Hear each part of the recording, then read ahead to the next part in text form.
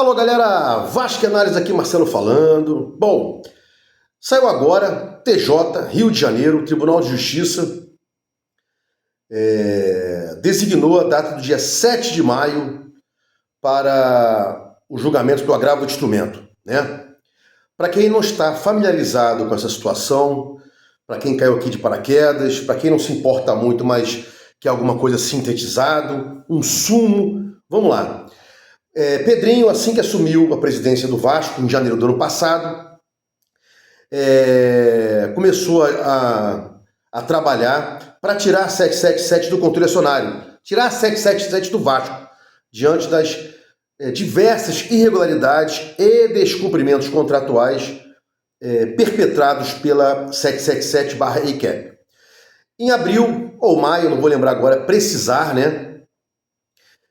O Pedrinho entrou com uma liminar, né, na Justiça Estadual, Justiça Comum. Por quê? Porque a arbitragem, o juiz da arbitragem não tem competência para dar liminar, né?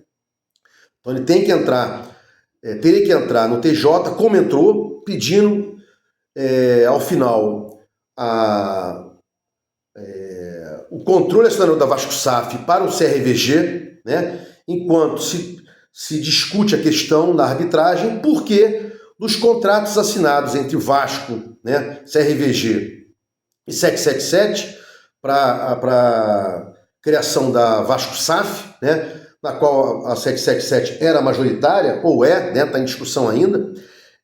Na verdade, ela é hoje majoritária porque tem 31% integralizado. O Vasco tem 30%, né? E aí, isso tudo no contrato tinha que ser discutido, descumprimentos, irregularidades, indenizações na Câmara de Arbitragem. Mas como fazer até resolver isso? Pedrinho acionou o TJ através de uma liminar, processo comum, estadual comum, e obteve o controle acionário, que está perdurando até agora, né? E vai ter o julgamento em 7 de maio, agora, para decidir isso.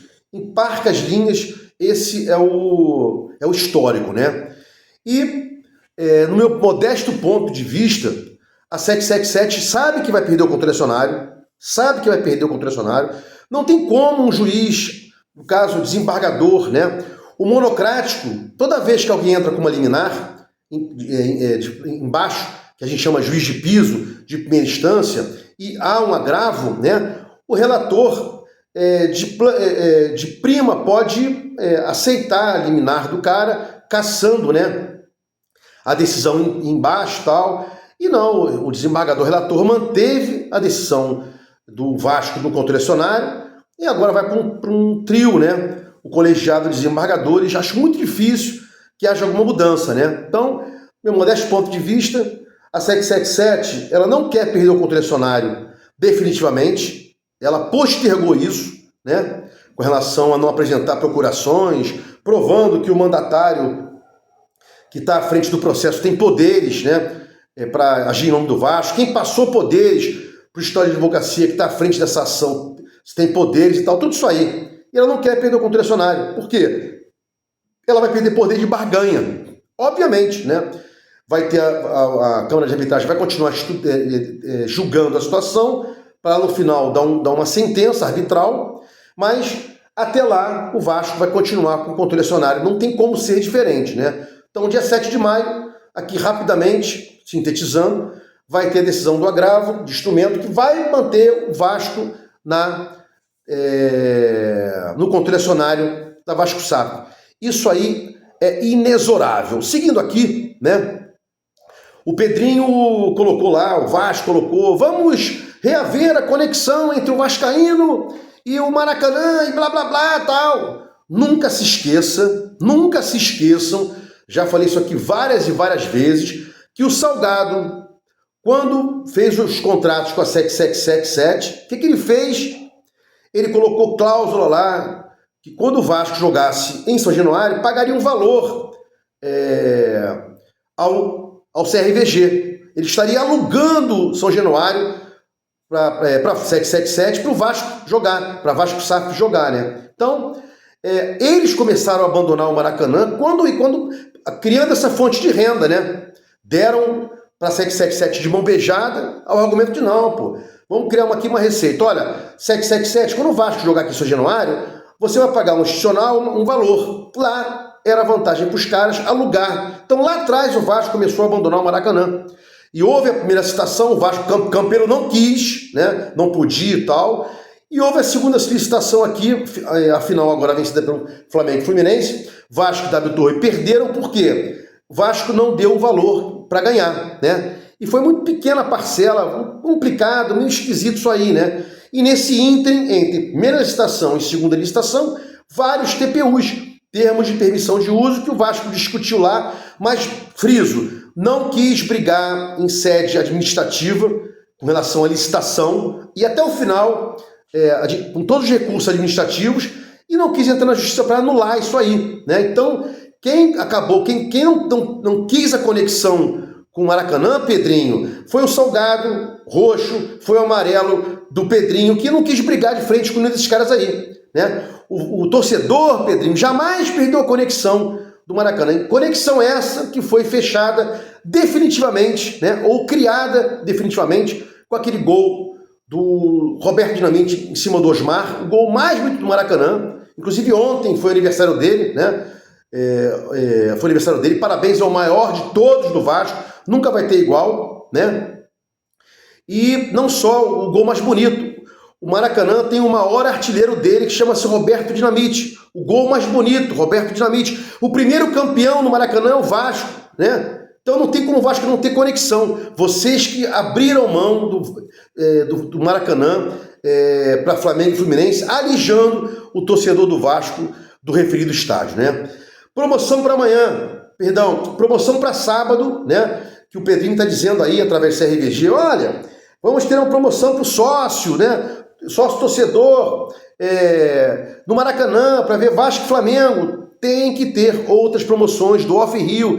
Traz o Off Rio para cá, né? O Vasco tem muita gente fora do Brasil, fora do Rio de Janeiro e fora do Brasil também. O Vasco, se não é o maior time ou um dos dois maiores, que tem as maiores torcidas fora do seu estado, né? Pode ter uma briga ali entre Flamengo e Vasco, né? Mas eu acho que se o Vasco não é o maior time que tem mais torcida fora do Rio de Janeiro, em comparação, né?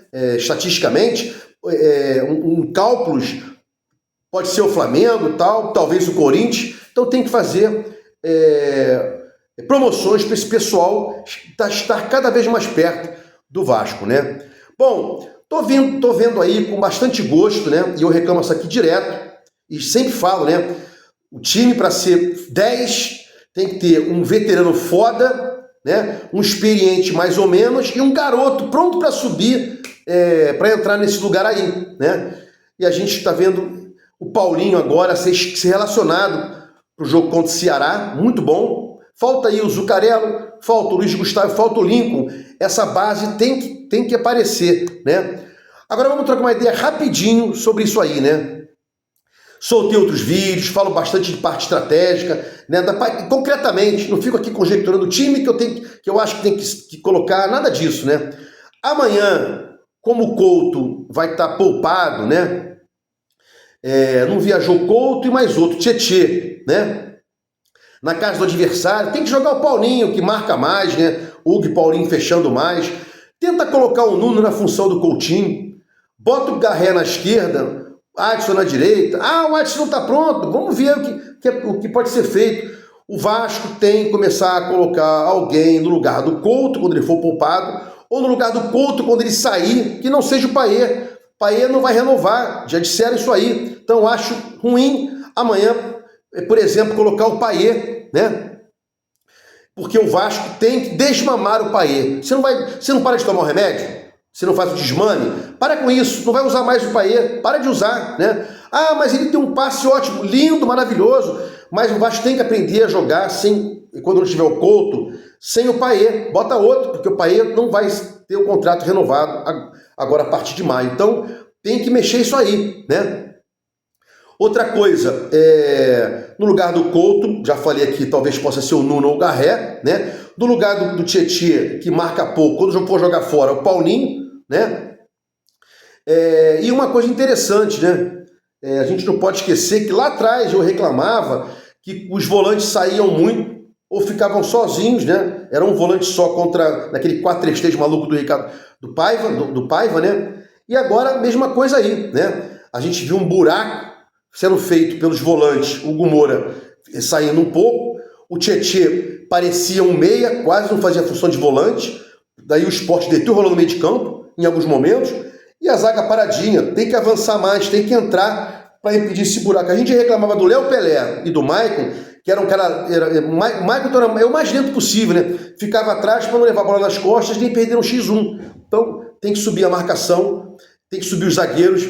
Vamos torcer para que João Vitor e Lucas Freitas, mais velozes, pelo menos do que o Maicon, possa fazer isso aí, para que a gente veja um encaixe cada vez melhor do time, menos buracos e menos jogadores entre as linhas do Vasco, sozinhos, para receberem a bola e partirem no contra-ataque aí, apenas com um volante.